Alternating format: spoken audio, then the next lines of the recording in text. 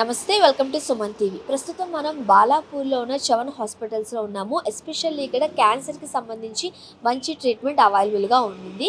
And బయట corporate హాస్పిటల్స్తో compare చేసుకుంటే చవన్ హాస్పిటల్స్లో అతి తక్కువ ధరకే ట్రీట్మెంట్ అందిస్తున్నారు. అలానే అంటే తక్కువ ధరకే ట్రీట్మెంట్ వస్తుంది అంటే క్వాలిటీ విషయంలో ఎలా ఉంటుందో, ఎటువంటి ఎక్విప్మెంట్ ఉంటుందో ఇలాంటి డౌట్స్ కూడా చాలామందికి ఉంటాయి. సో క్వాలిటీ విషయంలో ఎక్కడ రాజీ పడకుండా ఎవరైతే మిడిల్ క్లాస్ అలానే లోయర్ మిడిల్ క్లాస్ ఉంటారో వాళ్ళకి అవైలబుల్గా ఉండే విధంగానే ఇక్కడ ట్రీట్మెంట్ కూడా ఇస్తున్నారు. సో లోపల మనకి చవన్ హాస్పిటల్స్ ఎండి ఉదయ్ చవన్ గారు ఉన్నారు. డాక్టర్తో మాట్లాడేసి మరిన్ని వివరాలు తెలుసుకుందాం. వచ్చేసేయండి.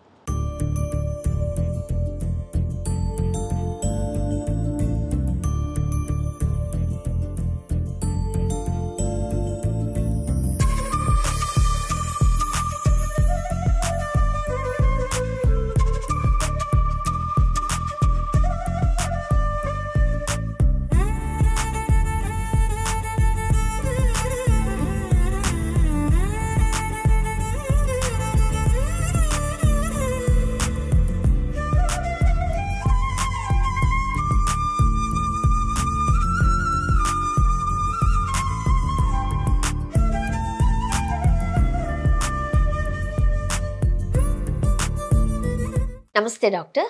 నమస్కారం అండి. డాక్టర్, ముఖ్యంగా క్యాన్సర్కి సంబంధించి మనం ఫీమేల్స్లో బ్రెస్ట్ క్యాన్సర్ గురించి తరచుగా వింటున్నాం. అంటే సెలబ్రిటీస్ కూడా చాలామంది అవేర్నెస్ కలిగించడానికి వాళ్ళు ఎలాంటి క్యాన్సర్తో బాధపడుతున్నారో బయటకు వచ్చిన చెప్పిన సందర్భాలు కూడా మనం చూస్తూ ఉన్నాం కదా. ఫస్ట్ ఆఫ్ ఆల్ ఈ బ్రెస్ట్ క్యాన్సర్ గురించి చెప్తారా? ఎందుకు వస్తుంది, అసలు ఏంటి బ్రెస్ట్ క్యాన్సర్ అంటే? బ్రెస్ట్ క్యాన్సర్ ఈ మధ్య చాలా పెరుగుతుంది దాని సంఖ్య. ఇంతకుముందు లంగ్ క్యాన్సర్ ఉండే, ఇప్పుడు breast cancer has become the most common cancer all over the world అనమాట.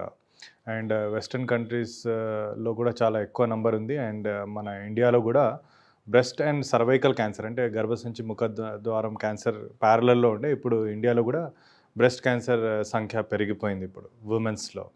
అండ్ ఓవరాల్ కంపేర్ చేసి కూడా బ్రెస్ట్ క్యాన్సర్ నెంబర్ ఎక్కువ ఉంది. దీనికి ముఖ్యమైన కారణం ఏంటంటే మన లైఫ్ స్టైల్ అనమాట. If we come to other factors, increasing weight, obesity is one of the risk factors for the breast cancer anamata. Alcohol habit is also one of the risk factor. Manam anukuntam ladies alcohol taagaru booze cheyarani, but that is also one of the risk factor for the breast cancer. Apart from that, konni personal things unnai ladies like late marriages, because nowadays women want to achieve more in life for up to certain age, and they are delaying the marriages anamata. So late marriages, late breastfeeding, okay, or no kids, no breastfeeding, ivanni konni risk factor for the breast cancer anamata. Okay, ఇప్పుడు breast cancer లో ఎన్ని రకాలు ఉన్నాయి? దాంట్లో when we categorized on pathology anamata, దాంట్లో డక్సెల్ carcinoma అని ఉంటుంది, ఇంకా లోబులార్ కార్సినోమా. అపార్ట్ ఫ్రమ్ దట్ ఇంకా వేరే ట్యూమర్స్ కూడా ఉంటాయి, లైక్ ఫిలాయిడ్స్ ట్యూమర్ అని ఉంటుంది. అది one of the other rare type of breast cancer అనమాట. కామన్గా మనం బ్రెస్ట్ క్యాన్సర్ అని డిస్కస్ చేసేటప్పుడు డక్సెల్ కార్సినోమా గురించి ఎక్కువ మనం డిస్కస్ చేస్తాం. సో దాని సంఖ్య ఏంటంటే కామన్లీ ఎల్డర్లీ ఏజ్ గ్రూప్లో వస్తుంది అనమాట. 50 to 60 years normal lump, painless swelling in the breast లాగా వస్తారు, or swelling in the arm పిట్లో అలా వస్తారనమాట. ఇప్పుడు ఈ ఏజ్ గ్రూప్ అనేది ట్రెండ్ షిఫ్ట్ అవుతుంది టు యంగర్ ఏజ్ గ్రూప్స్ అనమాట. Even now we are seeing females of age 30 to 35 also with diagnosed breast cancer. So ఈ ఏజ్ ట్రెండ్ అనేది కూడా గ్రాడ్యువల్గా కొంచెం యంగర్ ఏజ్ గ్రూప్లో కూడా నంబర్ ఆఫ్ కేసెస్ డయాగ్నోజ్ అవుతున్నాయి ఈ మధ్యలో. ఇప్పుడు ఎవరికైనా బ్రెస్ట్ క్యాన్సర్ ఉంది అని ఎలా తెలుసుకోవచ్చు? ఎటువంటి లక్షణాలు ఉంటాయి? So what ever age after 25 or 30 years, any abnormal lump in the breast అనమాట, ఒక చిన్న గడ్డలాగా కంతిలాగా చేతికి తగిలినప్పుడు అలాంటి ఒక అబ్నార్మల్ ప్రెజెంటేషన్ లాగా. కొందరికి స్కిన్ చేంజెస్ ఉంటాయి బ్రెస్ట్ మీద, లైక్ స్కిన్ మీద డింప్లింగ్ లాగా పూడ్చిపోయినట్టు, స్కిన్ డింప్లింగ్ అనేది, ఇంకా నిప్పుల్ రిట్రాక్షన్. కొన్నిసార్లు మనం దాన్ని నెగ్లెక్ట్ చేస్తే ఆ గడ్డ బర్స్ట్ అయ్యి స్కిన్ ఇన్వాల్వ్ కూడా అవుతుంది అనమాట. అప్పుడు స్కిన్ మీద అల్సర్ రావడం కానీ, ఇంకా నిప్పుల మీదలో నుండి బ్లడ్ డిశ్చార్జ్ రావడం, లేకపోతే అబ్నార్మల్ వైట్ డిశ్చార్జ్ కూడా వస్తే మనం డాక్టర్ దగ్గర సంప్రదించాలి. Apart from that axil arm పిట్లో అబ్నార్మల్ లంప్స్ లాగా కూడా గమనిస్తే ఇమీడియట్ డాక్టర్కి సంప్రదించాలి. సో ఇవి కొన్ని అర్లీ స్టేజ్ లక్షణాలు. ఇప్పుడు దీనికి మనం నెగ్లెక్ట్ చేసినాం అనుకోండి, then cancer will spread to other part of the body. అప్పుడు symptoms related to other part, like కామన్గా బోన్ స్ప్రెడ్ అవుతాయి అన్నమాట, ఇది స్పైన్లో, బ్యాక్లో. అండ్ బ్రెస్ట్ క్యాన్సర్ కూడా మనం హెరిడిటరీగా చూసే అవకాశాలు ఉన్నాయా? డెఫినెట్గా ఉన్నాయి. It is one of the hereditary disease అని కూడా చెప్పచ్చు. Almost like out of 100 women, 8 women diagnosed with the breast cancer have hereditary background అన్నమాట. సో వాళ్ళ ఫ్యామిలీలో రన్ అవుతూ ఉంటుంది, లైక్ సిస్టర్స్లో కానీ, మదర్లో, వాళ్ళ ఆంటీస్లో బ్రెస్ట్ క్యాన్సర్. లేకపోతే ఇవి ఏంటంటే దేర్ ఆర్ సర్టన్ సిండ్రోమ్స్ అనమాట, like hereditary breast ovarian cancer syndrome. దీంట్లో ఒక జీన్ ఉంటుంది, BRCA gene, BRCA gene 1 and 2. ఇవి మ్యూటేటెడ్ అయినా అంటే they are at risk of familial hereditary breast and ovarian cancer, అంటే అండాశయం క్యాన్సర్ కూడా వాళ్ళలో రావడం అనేది జరుగుతుంది. సో ఇది ఒక కండిషన్. ఇంకా కొన్ని ఉన్నాయి hereditary breast cancer related syndromes, like Lynch syndrome అని ఉంది, HNPCC అని కూడా అంటారు, లీ ఫ్రిమానీ సిండ్రోమ్ అని ఉంది. ఇవి ఏంటంటే కొన్ని సాఫ్ట్ టిష్యూ ట్యూమర్తో పాటు కూడా బ్రెస్ట్ క్యాన్సర్ రావడం అనేది జరుగుతుంది.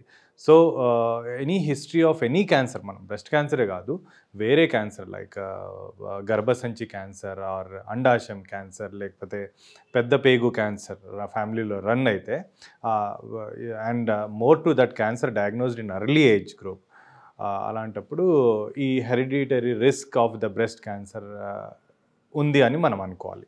సో మనం ఇంటర్నేషనల్లీ చూస్తే మీరు వినుంటారు, యాంజెలినా జూలీ వాళ్ళ మదర్లో బ్రెస్ట్ క్యాన్సర్ డయాగ్నోజ్ అయితే she underwent genetic testing for it. So వాళ్ళ ఫ్యామిలీలో BRCA gene positive, BRCA1 positive అని డయాగ్నోజ్ అయింది.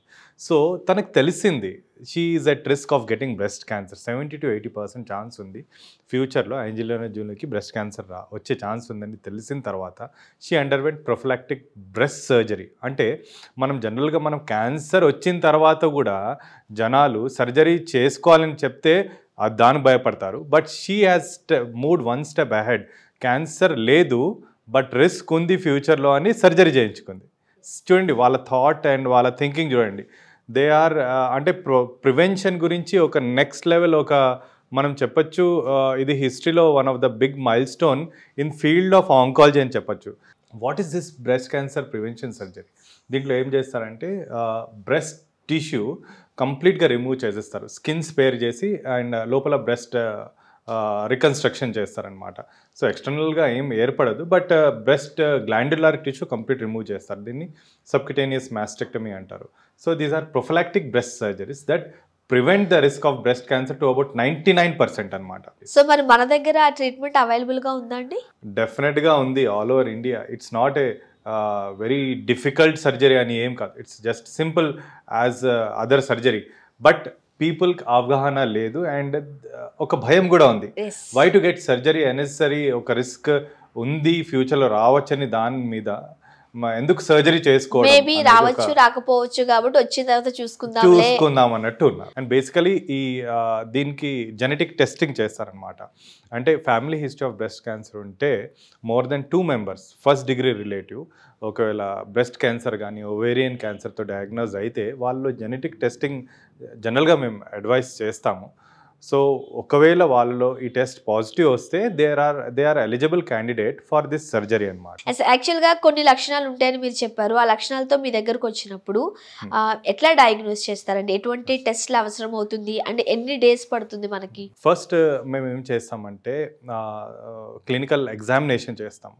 This is the most important part అనమాట. Clinical examination by expert oncologist is most important. Not even non oncologist కూడా కొన్నిసార్లు miss అవుతారు cancer డయాగ్నోస్లో. So whenever కొంచెం డౌట్ ఉన్నా కూడా you have to meet expert oncologist only. Okay, ఎందుకు నేను ఇది చెప్తున్నా అంటే దీనికి ఒక రీజన్ ఉంది. ఓకే, నేను అది చెప్తాను అది కూడా. సో ఏంటంటే ఒక బెస్ట్ క్లినికల్ ఎగ్జామినేషన్ చేయాలి, దాంట్లో మోస్ట్ ఆఫ్ ద డయాగ్నోస్ అవుతుంది. Then we have to confirm the diagnosis. Confirm ఎలా చేస్తామంటే మేము దాని ఒక చిన్న ముక్క పరీక్షతో చేస్తాం అన్నమాట. చిన్న బయాప్సీ, ట్రూకట్ బయాప్సీ నీడిల్ ఉంటుంది, దాంతో లోకల్ ఎనెస్థీషియాలో ఒక 5 minutes ఆఫీస్ ప్రొసీజర్, అది జస్ట్ చేసేస్తే దాని రిపోర్ట్ ఒక 3 to 5 daysలో వచ్చేస్తుంది. Then we confirm the cancer, whether it is really క్యాన్సరా లేకపోతే మామూలు గడ్డనా అనేది తెలుస్తుంది. One thing is all breast lumps are not cancer. అది మనం ఒక చాలామంది లేడీస్ భయపడతారు, నాకు రొమ్ములో ఒక గడ్డ ఉంది, అది క్యాన్సర్ కావచ్చు అని. అలా ఏం లేదు. 70% are non cancerous, only 20-30%. And depending other things also మనం కన్సిడర్ చేయాలి, వాళ్ళ ఏజ్ గ్రూప్ కూడా.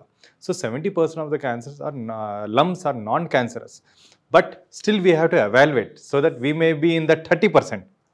So first breast tissue biopsy చేస్తాము, చిన్న నీడిల్ బయాప్సీ. ఒక్కసారి కన్ఫర్మ్ అయిన తర్వాత next we will stage the disease first స్టేజా, సెకండ్ స్టేజా, థర్డ్ స్టేజా, ఫోర్త్ స్టేజా. టోటల్ దెర్ ఆర్ 4 స్టేజెస్ అనమాట. ఒక్కొక్క స్టేజ్కి ఒక్కొక్క ట్రీట్మెంట్ వేరియేషన్ ఉంటుంది. అంటే ఆపరేషన్ కంపల్సరీనా, మనం మెడిసిన్తో కూడా క్యూర్ చేయొచ్చా? వెనెవర్ మనము క్యూర్ చేద్దాం అనుకుంటే operation is the first part of the treatment in breast cancer. So stage 1 to stage 3 వరకు మనం సర్జరీ చేయొచ్చు. అండ్ ఇంతకుముందు ఏంటంటే రాడికల్ సర్జరీస్ చేస్తుండే, బ్రెస్ట్ క్యాన్సర్ డయాగ్నోజ్ అవ్వగానే కంప్లీట్ బ్రెస్ట్ రిమూవ్ చేసి కంప్లీట్గా ఎక్స్టెన్సివ్ యాక్సిలరీ డిసెక్షన్ చేయడం అనేది one of the common scenario. But గ్రాడ్యువల్గా when we over a period of time, many people, many big oncologists have given their life to study about the breast cancer, only breast cancer. So chemotherapies వచ్చాయి, then radiation వచ్చింది, దాంట్లో advance techniques వచ్చినాయి, దాని తర్వాత targeted therapy వచ్చింది. So from radical surgeries now we are going to more basic, అంటే చిన్న సర్జరీతోనే మేము మేనేజ్ చేస్తున్నాము. సో కంపల్సరీగా బ్రెస్ట్ తీసేయాల్సిందేనా? It's not mandatory, that's what I'm telling.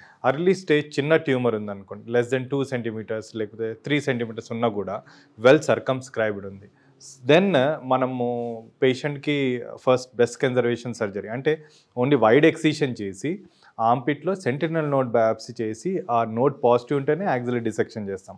Why auxiliary dissection అంటే ఏంటంటే, breast cancer when it is diagnosed in breast, it drains into the lymph nodes in armpit అనమాట. సో ఆ ఆంపిట్ లింఫ్ నోడ్స్ కూడా మనం clear చేయాలి అనమాట. That is a part of the surgery of the breast cancer. So ఇప్పుడేంటంటే ఆ lymph node clearance చేస్తే దాని పెద్ద సైడ్ ఎఫెక్ట్ ఏంటంటే ఆ చేతికి వాపు, లింఫ్ ఎడిమా అంటారు. అది కామన్గా చాలామంది లేడీస్లో వస్తుంది అనమాట. సో మనం దానికి అది ప్రివెంట్ చేయడం కోసం only lymph node, first draining lymph node, దాన్ని సెంటినల్ నోడ్ అంటారు.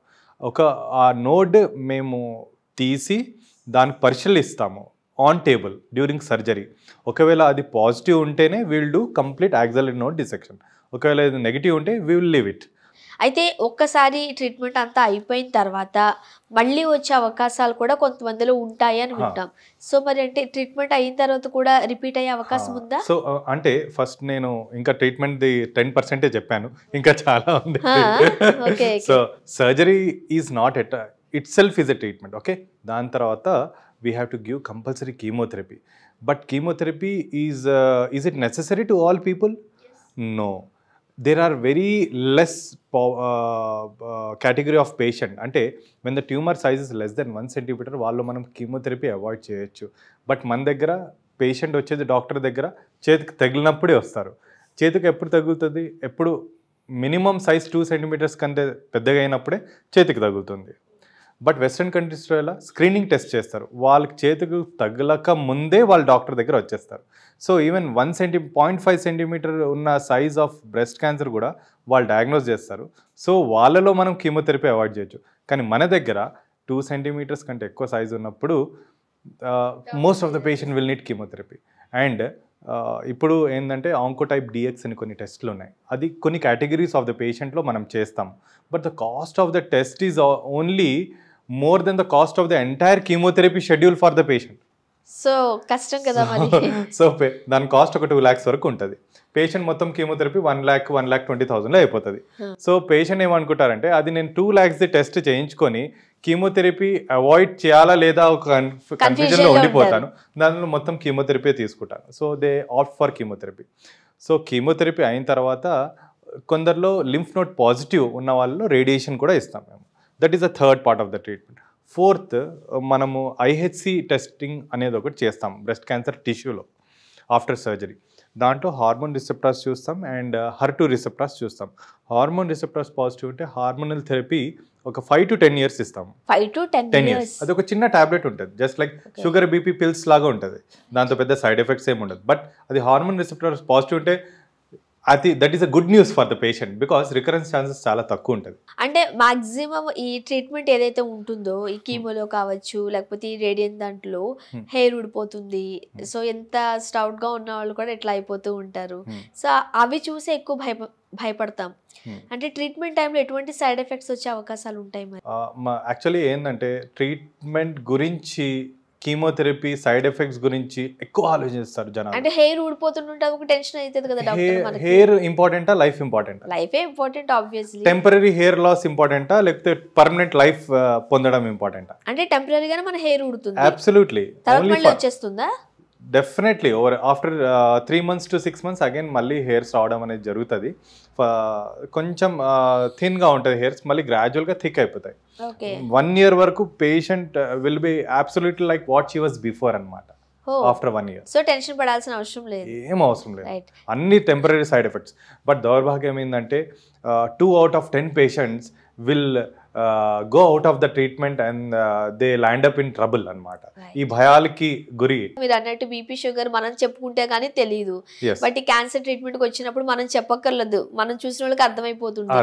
అప్పుడు ఒకలాంటి ఇన్సెక్యూరిటీ ఫీల్ అయిపోతాము, టెన్షన్ పడిపోతాము, బయటికి రావాలంటే టెన్షన్ అవుతుంది. మేబీ అదే సగం మందిని చంపేస్తుందేమో అన్న భయం ఉంటుంది. అది ఒక సోషల్ స్టిగ్మా నుండి బయట వచ్చేసేయాలి యాజ్ హ్యూమన్. బికాస్ దాంట్లో మీరు చేసిన తప్పేం లేదు అని పేషెంట్ తెలుసుకోవాలి.